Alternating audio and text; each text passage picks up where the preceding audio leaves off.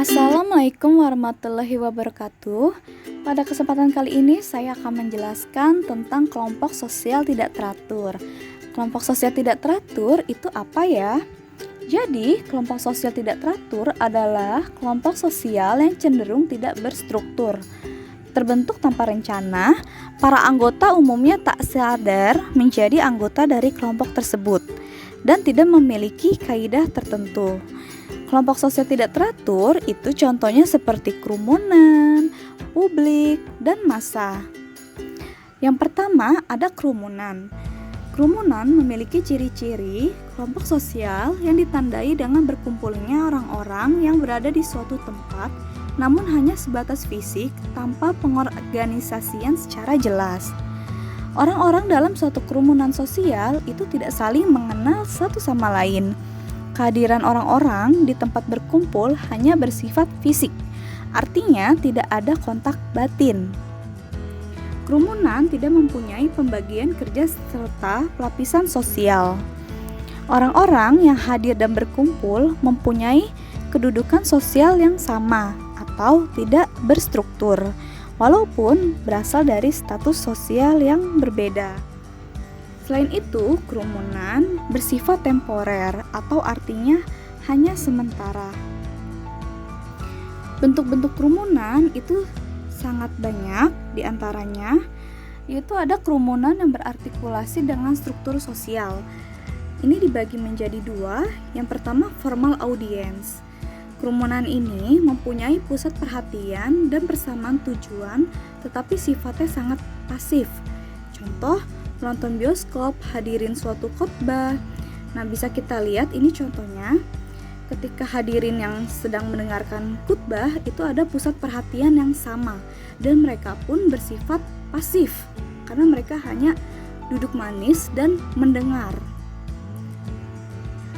Nah, seperti ini contoh gambarnya. Yang kedua, itu ada plain expressive group. Kerumunan yang tidak begitu mementingkan pusat perhatian, tetapi mempunyai persamaan tujuan serta kepuasan yang dihasilkan. Nah, pada kelompok sosial ini, fungsinya yaitu sebagai penyalur ketegangan yang dialami orang-orang karena pekerjaannya sehari-hari. Jadi, ketika ia sedang merasa stres, jenuh, butuh hiburan, tentu dia akan pergi untuk berdansa, berpesta, ataupun berrekreasi ya, atau jalan-jalan. Nah, ini termasuk plain expressive group ya, karena menciptakan kepuasan. Nah, selanjutnya ada kerumunan yang bersifat sementara, casual crowds. Yang pertama ada inconvenient aggregation. Nah, kumpulan yang kurang menyenangkan. Bentuk kerumunan ini sebenarnya tidak diinginkan kehadiran orang-orang lain.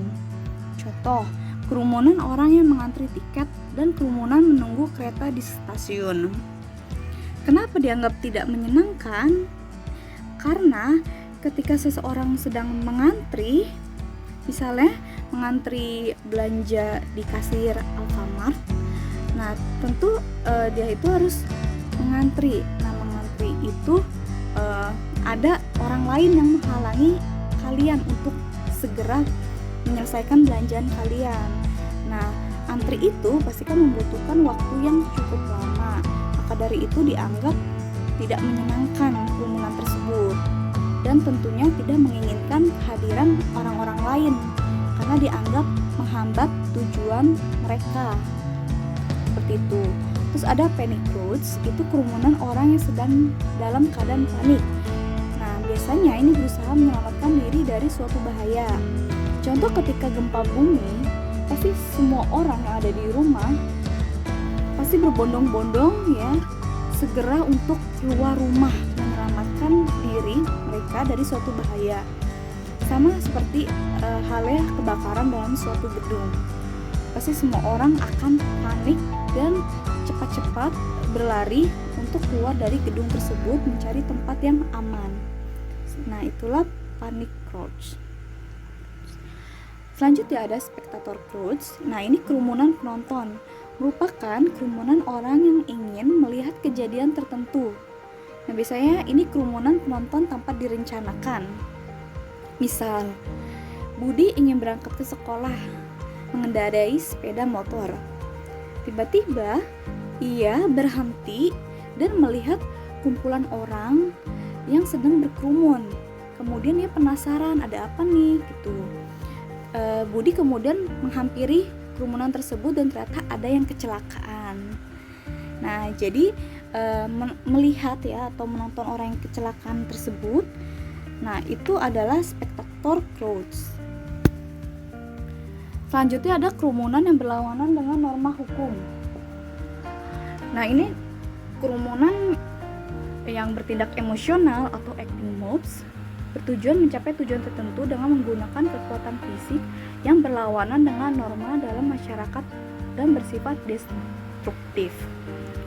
Jadi pada acting mobs ini mereka berkerumun tapi mereka menggunakan kekuatan fisik dan bersifat destruktif. Destruktif itu yaitu merusak ya.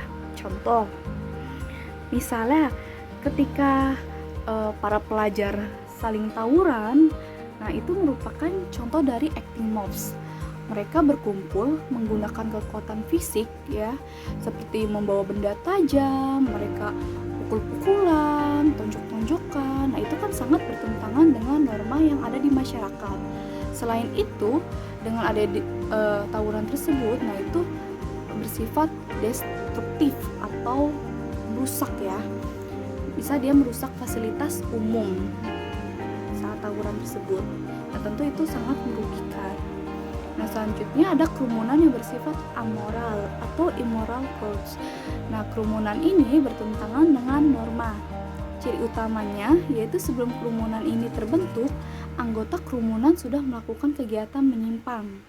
Nah, ini contohnya kerumunan orang-orang yang sedang mabuk, terus berjudi, pesta narkoba. Nah, ini mereka sudah melakukan penyimpangan dan tentu mereka itu bersifat amoral ya, karena bertentangan dengan norma. Nah, selanjutnya kita bisa lihat ini gambarnya.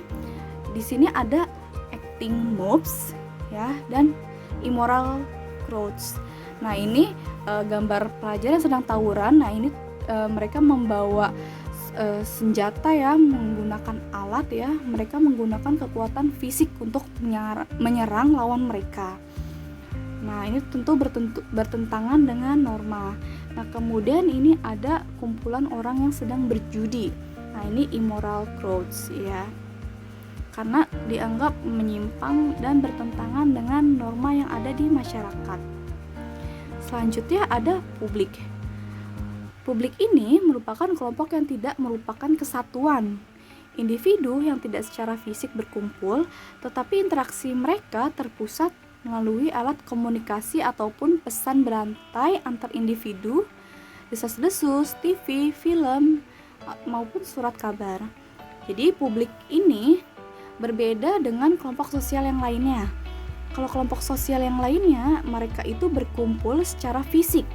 Kalau publik ini dia tidak secara fisik, melainkan melalui alat komunikasi seperti menonton TV ya, kita melihat IG seseorang, IG stories, follow para artis. Nah, itu kita termasuk publik.